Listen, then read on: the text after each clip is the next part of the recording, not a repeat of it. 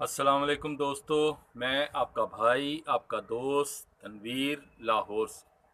Hi friends, उम्मीद करता हूँ आप जहाँ कहीं भी होंगे खैरियत से हों और मेरी दुआ है कि आप सब खुश रहें, आबाद रहें। लेकिन जनाब, कबूतर की पहचान के बारे में तो कुछ बातें आपके साथ कर ली हैं। बहुत सी बातें हैं जो वो करनी है, आपको बतानी है, आपसे सीखना है। लेकिन अब मौसम आ गया है कबूतर की परवाज़ का, उड़ाने का।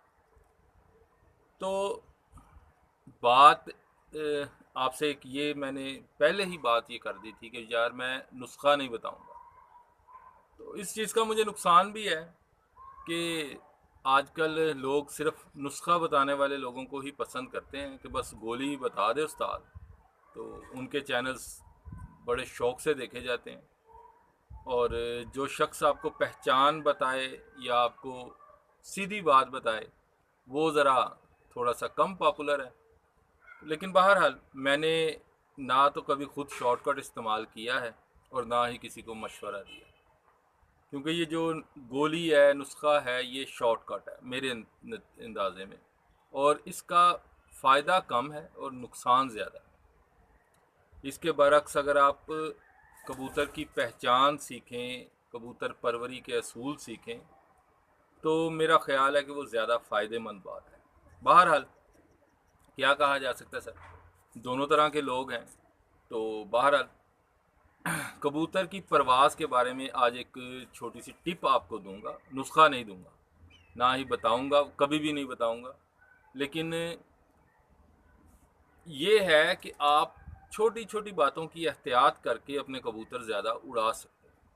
लेकिन कबूतर अच्छा ही उड़ेगा, ये तो एक हतमी बात है। जो कबूतर अच्छा नहीं है उसको चाहे जो मर्ज़ी दे दें वो नहीं उड़ेगा, अच्छा कबूतर ही परवाज़ करेगा। तो जनाब, बात जो आपसे करनी है वो ये है कि कबूतर के जब आपने परवाज़ लेनी है ना, तो उस वक्त उसको बहुत से लोग पूछते भी हैं, तो वो भी आज सुन लें कि उस वक्त उसे परवाज़ के दौरान बाजरा खिलाएं। बाजरा, माफ़ कीजिएगा। अच्छा, पाकिस्तान में तो बहुत से लोग, मतलब ये हैं, भारत में भी पता होगा, इंडिया में, बाहर भी। लेकिन अक्सर जो लोग फ़ोन करते हैं ना, तो मुझे ज़रा सी डिस्टरबेंस ये होती है कि इंडिया से अक्सर लोग फ़ोन करके ये कहते हैं कि जी बाजरा तो गर्म होता है, तो गर्मी में बाजरा खिलाएं कबूतर को।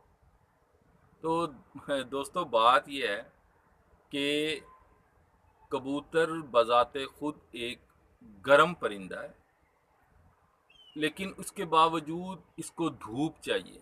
ये धूप में खुश होता है। तो अब हम कहें कि गर्मियों में इसको छाँव में कर दें? नहीं, ऐसा नहीं है। और उड़ाने के लिए कबूतर को बाजरा ही देना पड़ता है, क्योंकि बाजरे में एक खासियत है कि ये कबूतर को हल्का रखता है और बाजरे पे कबूतर बहुत उड़ता है। बाजरा दें कबूतर को परवाज़ों में, कोई फिक्र ना करें।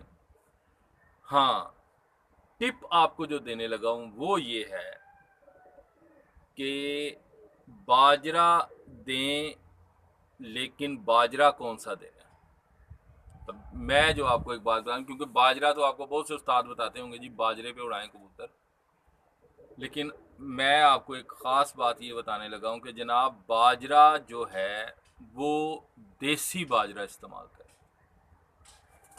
अब देसी बाजरा कौन सा होता है? हाँ, एक आपको बाजरा बाज़ार से मिलेगा जो बड़ा अच्छा बाजरा होगा, बड़े मोटे मोटे दाने होंगे और मोती की तरह चमक रहा होगा और बड़ा आपको हाथ में पकड़ के अच्छा महसूस होगा, साफ़ सुथरा, बड़ा खूबसूरत बाजरा होगा।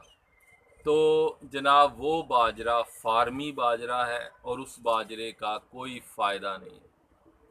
जी जनाब, देसी बाजरा बारीक बाजरा होता है और आप उसको जब हाथ में पकड़ेंगे तो आपको वो बड़ा अजीब सा गंदा मंदा सा बाजरा लगेगा। कुछ दाने उसके टूटे हुए होंगे। लेकिन मेरे कहने पर आप वो बाजरा कबूतर को दें और कबूतर को उड़ाएं। इंशाअल्लाह आप महसूस करेंगे कि आपके कबूतर की परवाज़ में बहुत फ़र्क आया देसी बाजरे पर कबूतर उड़ाएं। और यकीन कीजिए, कि देसी बाजरे पर कबूतर बहुत उड़ता है और मज़ा आएगा आपको कबूतर उड़ाने का। और आइंदा भी वीडियो आती रहेंगी, फिर उसमें मैं आपको बताऊंगा कि हफ्ते में कितनी परवाज़ें ली जाती हैं, किस तरह से कबूतर उड़ाया जाता है। कबूतर जनाब ख़ास सिर्फ उड़ाने से ही नहीं उड़ता, कबूतर रेस्ट देने से भी उड़ता है। ये बात भी जहन में रखें। आइंदा इस पर डिस्कस करता रहूँगा, कोशिश करूँगा कि अब तकरीबन रोज़ या एक दिन के बाद एक दिन आपको छोटी सी कोई वीडियो बना के लगाऊँ ताकि आपको फ़ायदा हो।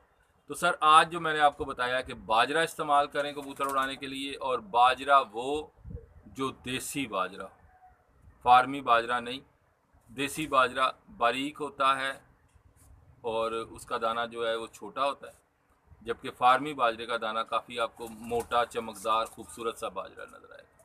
ठीक है जनाब, चलें ये एक टिप आपको दे दी, आइंदा भी आपको टिप अब देता रहूँगा, और परवाज़ के बारे में कुछ थोड़ा बहुत जो मुझे मालूम है वो आपको बताऊँगा। तो इजाज़त दें जनाब, अल्लाह हाफ़िज़।